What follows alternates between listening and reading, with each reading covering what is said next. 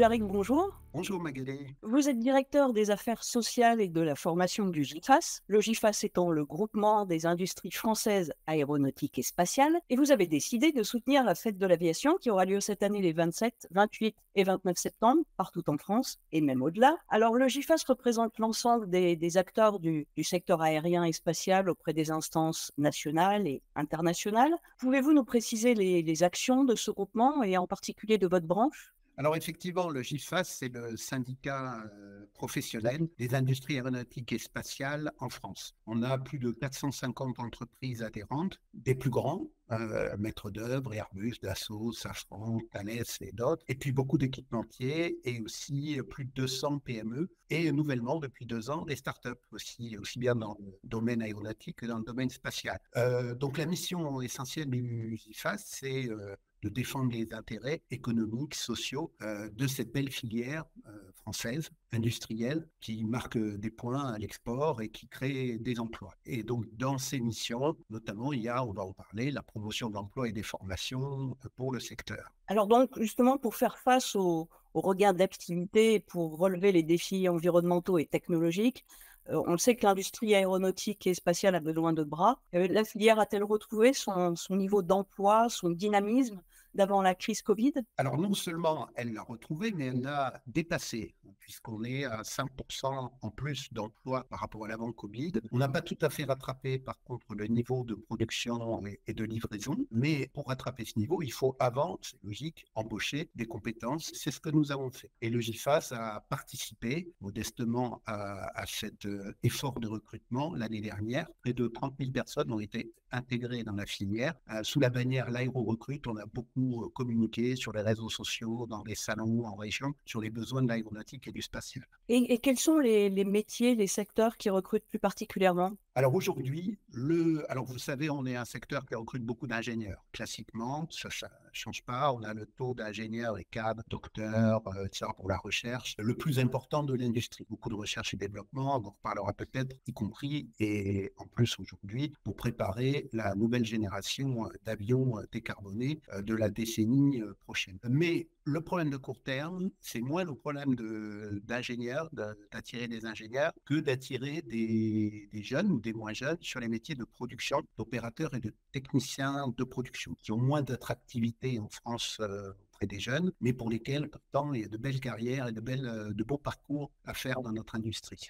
Vous évoquiez il y a quelques instants la campagne nommée l'Aéro Recrute que le GIFAS a lancée il y a 2 ans. Elle semble toujours très active. En quoi cela consiste ? Alors, elle a été très active l'année dernière et effectivement, on reprend d'ailleurs à partir de maintenant là, et jusqu'à l'année prochaine cette campagne, on la relance. Elle a consisté et elle va consister à faire parler de l'aéronautique, de ses emplois et de ses formations sur les réseaux sociaux, Insta et d'autres réseaux sociaux, à mettre le focus aussi sur certaines régions, à faire des visites de sites industriels à des relations, à des journalistes, développer également le label féminisant les métiers d'aéronautique en sensibilisant des collégiennes et des lycéennes pour les faire venir sur nos sites industriels pour qu'elles découvrent nos métiers. D'ailleurs, j'en profite pour annoncer déjà que pour la prochaine semaine de l'industrie, on va faire une semaine dédiée aux femmes dans la défense. Il va y avoir beaucoup de visites de sites industriels de la défense chez nous.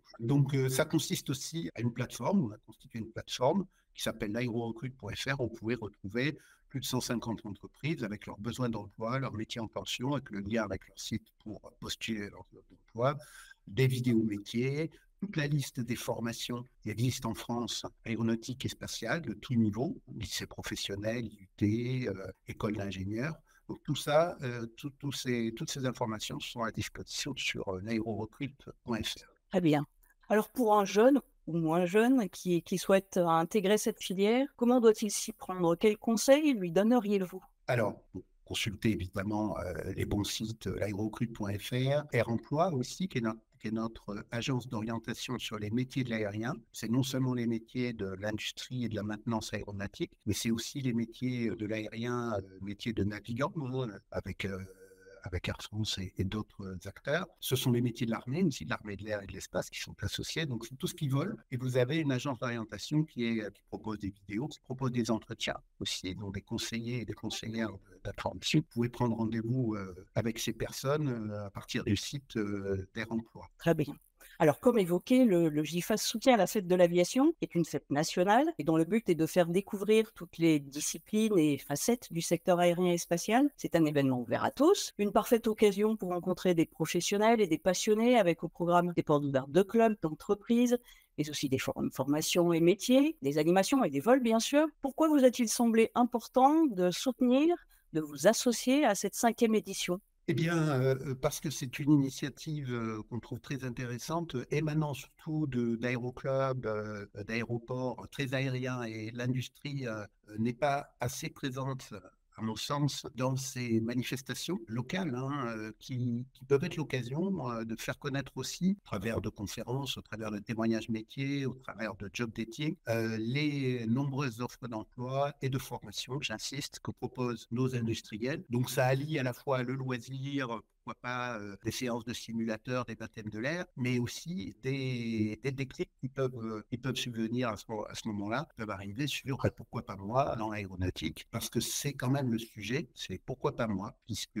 on a quand même la réputation d'être un petit peu élitiste dans l'aéronautique, et si on n'a pas fait la formation aéronautique qui va bien, on ne sera jamais embauché. C'est faux, en tout cas pour beaucoup de métiers. Il y a des formations accessibles de tout niveau. Donc je pense que c'est l'occasion de passer des messages. D'ailleurs, on le fait.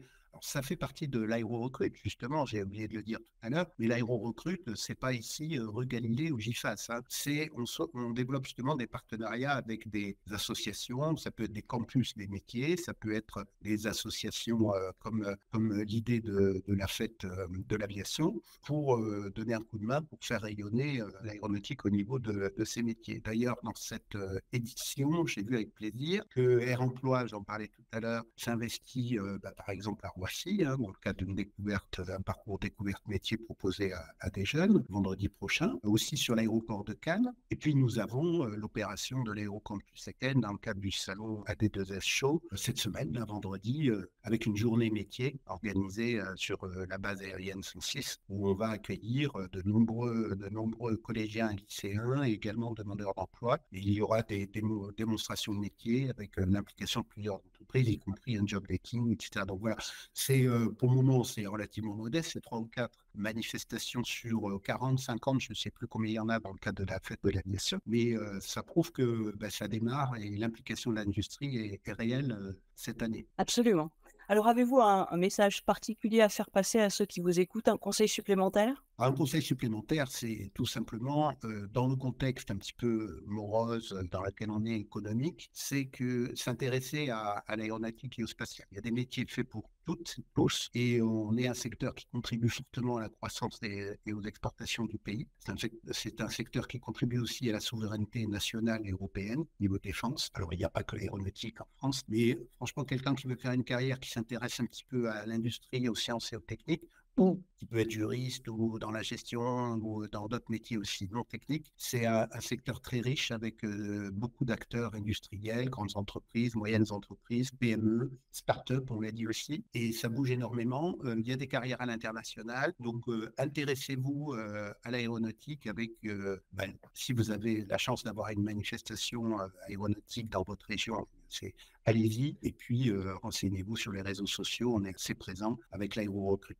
Philippe, merci beaucoup. Je vous en prie, Magali. Merci. Et à vous tous, nous vous donnons rendez-vous aux 4 coins de France les 27, 28 et 29 septembre prochains. Partagez des passions, susciter des vocations. Voilà la belle mission que s'est donnée la fête de l'aviation. À très bientôt. Au revoir.